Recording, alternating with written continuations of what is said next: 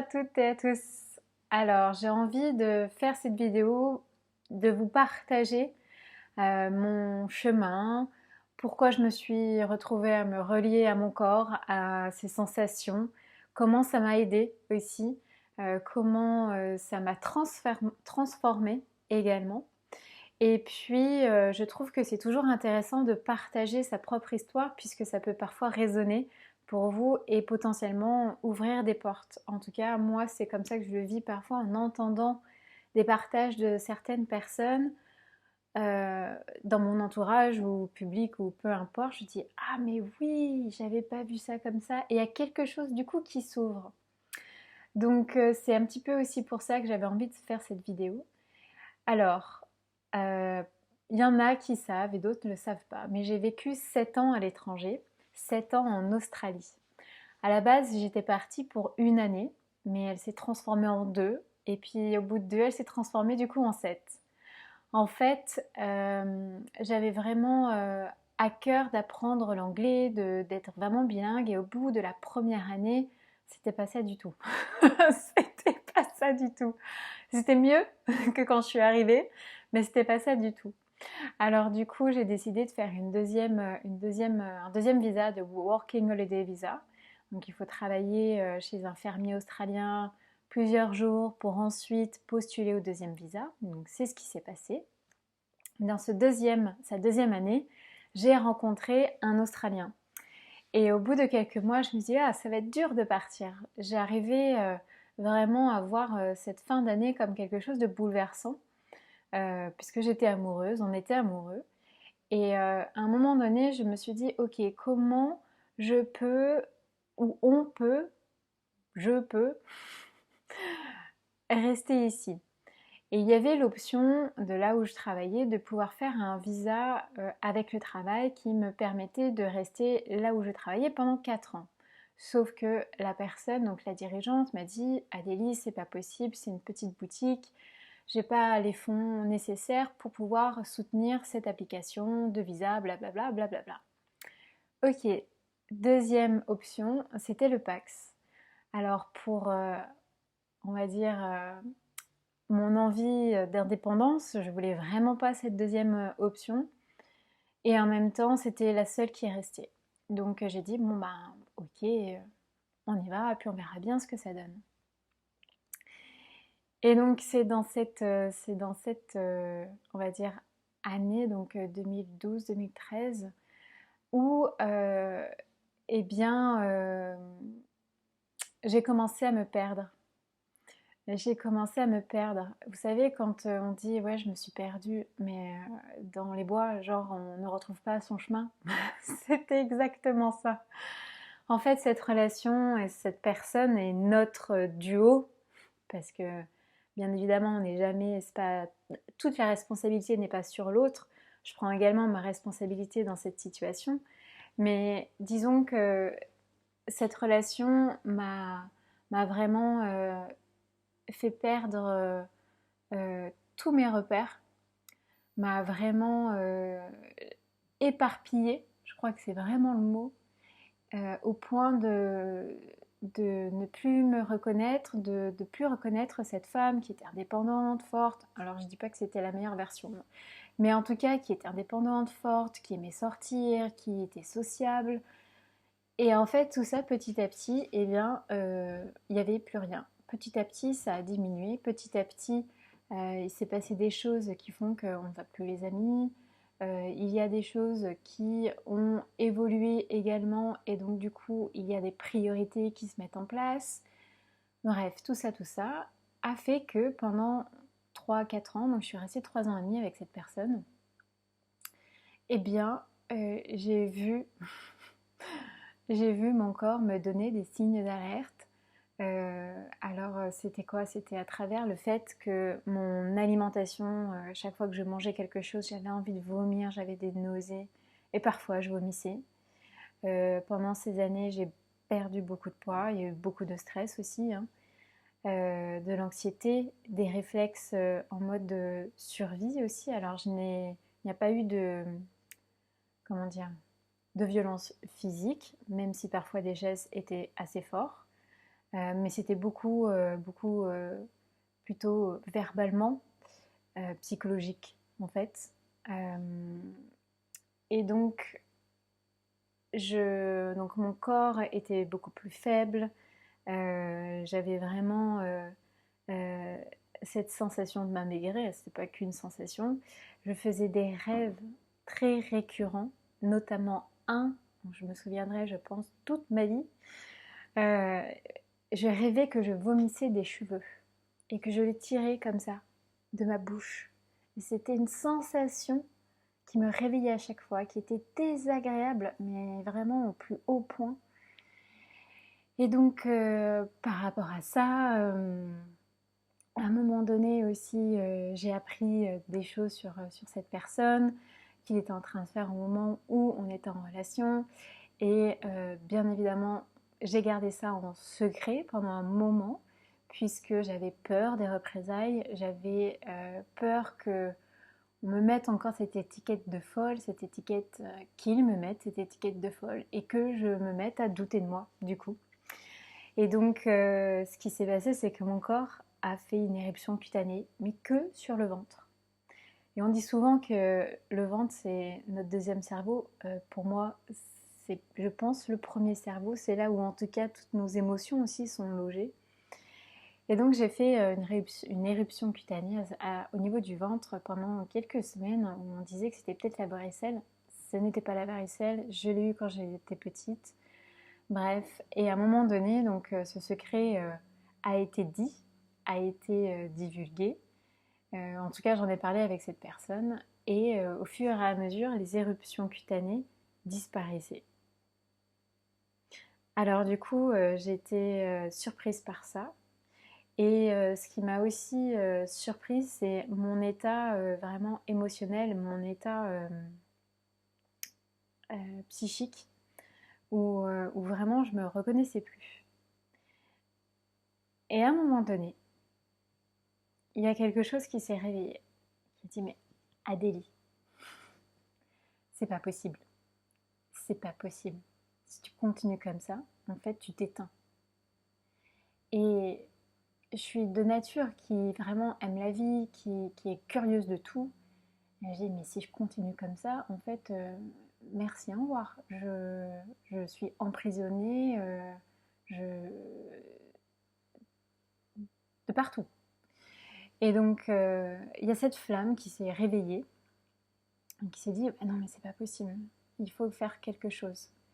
Et donc pour un petit peu m'extraire de cette relation, eh ben, j'ai décidé de faire du yoga. Donc c'était très bien parce que généralement c'était qu'entre filles, tout ça. C'était des séances sur un mois pour débutants. Et je me souviendrai toujours de ma première séance de yoga où en Shavasana, donc on est à la fin, on est allongé.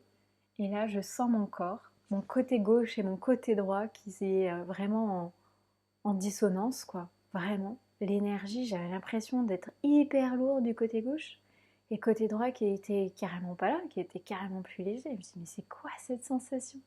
Je comprends pas. Non, mais normalement, je suis droite. Enfin, c'est pas possible. Et donc, au fur et à mesure de ce mois de yoga, je m'aperçois. Je vis carrément des pleurs pendant une posture. Une posture a fait monter une vague d'émotions en moi qui du coup m'a amené à pleurer sur mon tapis. J'étais là, ok, qu'est-ce qui se passe? En fait, ce qui s'est passé, c'est que pendant plusieurs années, je pense que ça remonte aussi peut-être un peu à l'enfance, hein, mais j'ai mis mes émotions, je sais pas, exprimé des émotions, je sais pas, reconnues. Et donc une émotion, quand elle peut pas nous traverser, bah, qu'est-ce qu'elle fait? Elle reste agitée dans notre corps, elle se cristallise dans notre corps, dans des muscles, dans des organes, euh, peu importe où, mais elle se cristallise. Et à partir du moment où on revient à faire du mouvement, un peu plus en conscience, à y apporter notre attention, ben en fait, cette émotion, elle commence à bouger, et puis elle commence à bouger plus grandement, jusqu'à justement trouver une porte de sortie. Une porte de sortie pour pouvoir vraiment s'extraire du corps et vivre en fait, parce qu'une émotion qui vit, c'est une émotion qui arrive, et une émotion qui traverse, c'est une émotion qui repart. C'est ça son cycle à une émotion. Sauf que quand on est humain, on attache beaucoup de mental par-dessus ça. Je ferai une petite vidéo là-dessus justement. Mais pour l'instant, c'est l'heure voilà, de mon partage. Et donc, à travers le yoga, je me dis, mais en fait, il faut que je continue, c'est pas possible. À un moment donné, vraiment, et ça peut paraître un peu cliché, mais le yoga m'a vraiment sauvé la vie. Le yoga a été mon premier pas vers la reconnexion à moi-même, vers la reconnexion à mon corps. Et donc du coup, par conséquence, il y a des choses qui se sont ouvertes, il y a des choses qui se sont développées. C'est comme si je renouais avec « Ah tiens, je me sens comme ça aujourd'hui. Ah ok ». Je mettais de la conscience, des sensations derrière ce que je pouvais ressentir corporellement et ce qui me permettait de savoir quand est-ce que c'était aussi pas très confortable dans le corps parce que du coup dans des postures parfois c'est pas confortable. Et ben je sentais les tensions et quand on arrivait à Shavasana où c'est tout détendu, je dis mais oui, mais en fait j'arrive à comprendre maintenant quand il y a une situation qui n'est pas ok avec moi parce que tout de suite mon corps se contracte, il y a quelque chose qui se passe qui fait que attends là c'est pas confortable. Et puis en fonction d'autres situations c'est ouvert, c'est soulagé, c'est grand. Et là tu dis ok, donc en fait ça m'a permis de poser certaines bases de oui, non, peut-être, ah non.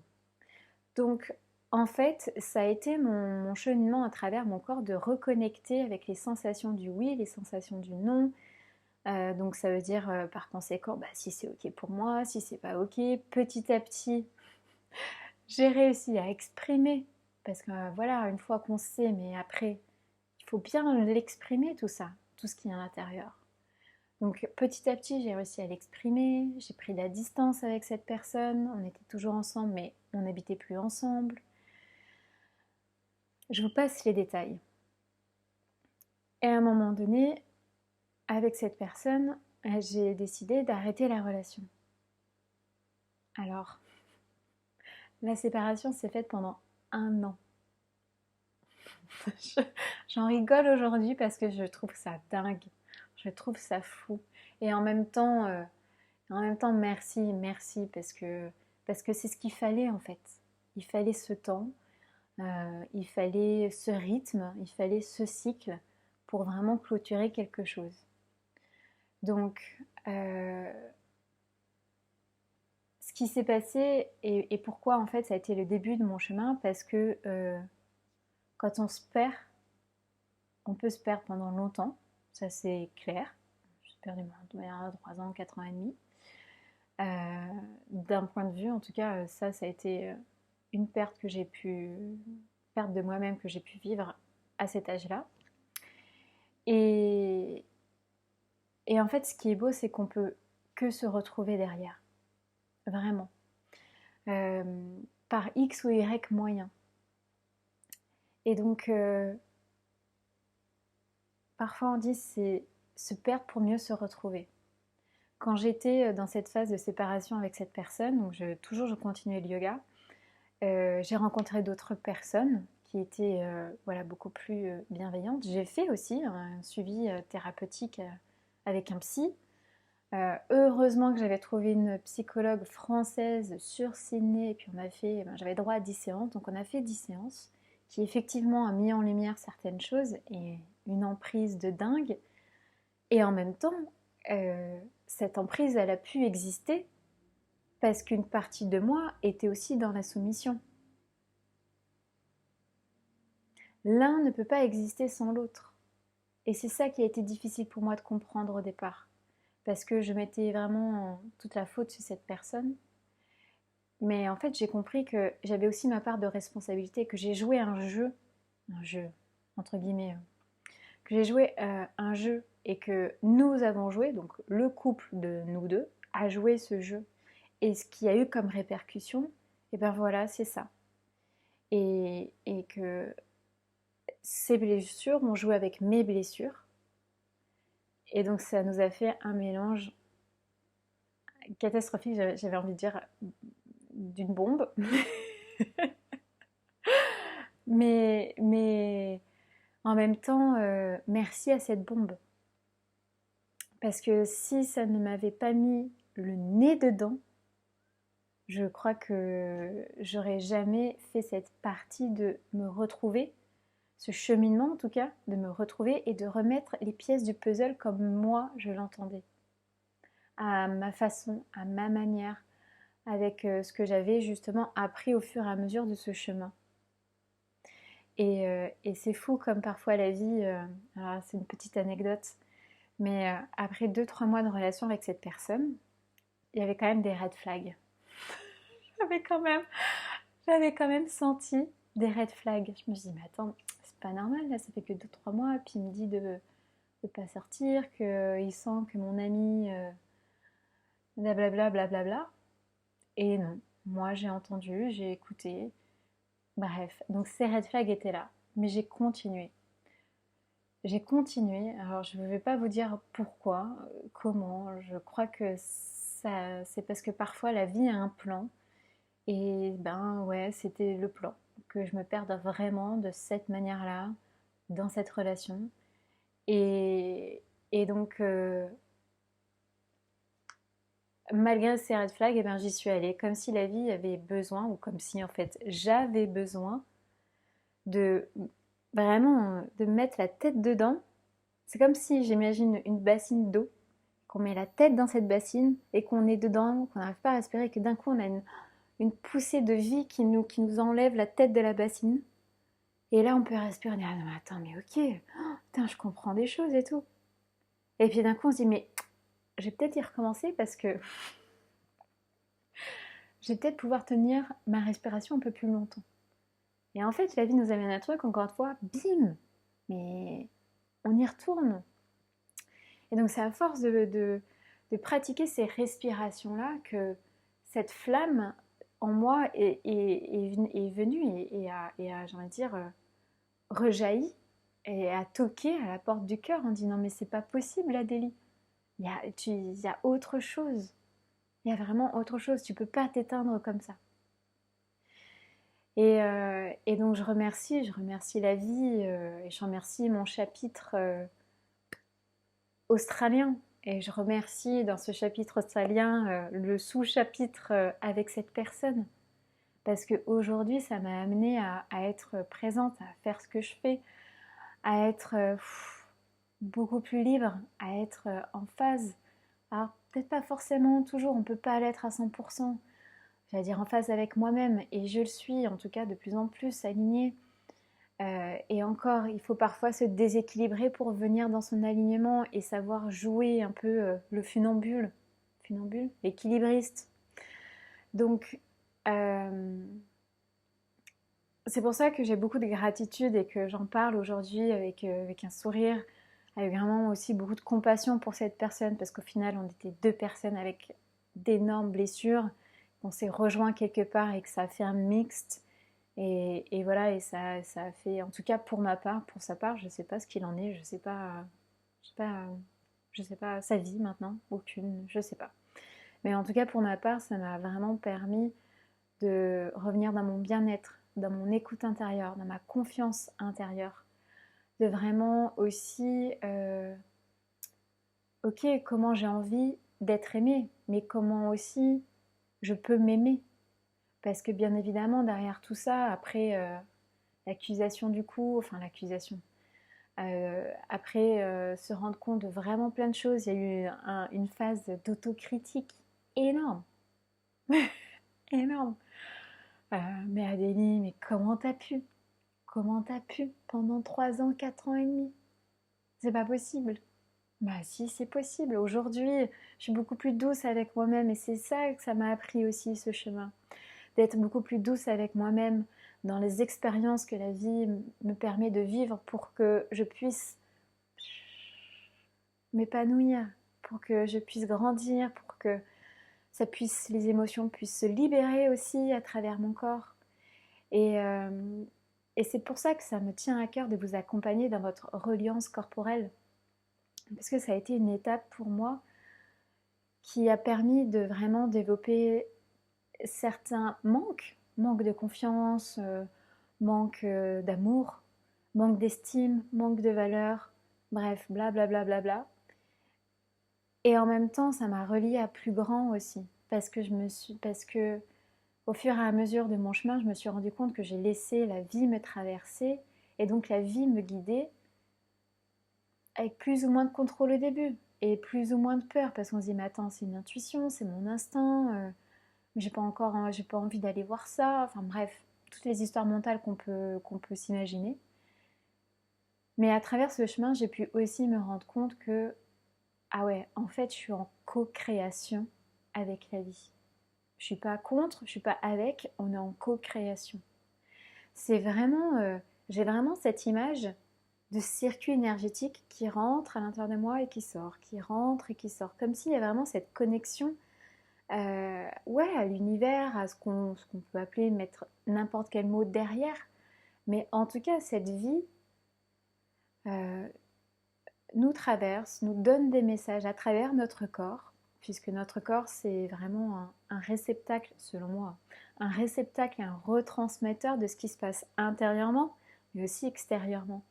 Et donc en fait, c'est à travers ce corps, nos sensations, notre reliance corporelle, qu'on peut vivre une vie beaucoup plus épanouie, beaucoup plus alignée, beaucoup plus vivante, en fait. J'ai vraiment ça comme mot. Et beaucoup plus libre. Vraiment, la liberté est un mot qui est très cher à mon cœur et depuis, je pense, toujours. Et c'est à travers cette reliance corporelle que vraiment je peux l'exprimer. Et, et, et donc, c'était une invitation à.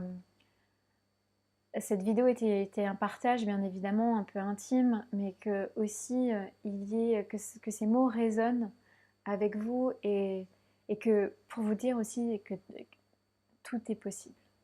Et on peut vraiment se sortir de beaucoup de situations, on peut être vraiment résilient de beaucoup de situations et on peut reprendre notre flamme, on peut reprendre notre cœur, on peut reprendre notre puissance intérieure. Voilà, je vous embrasse.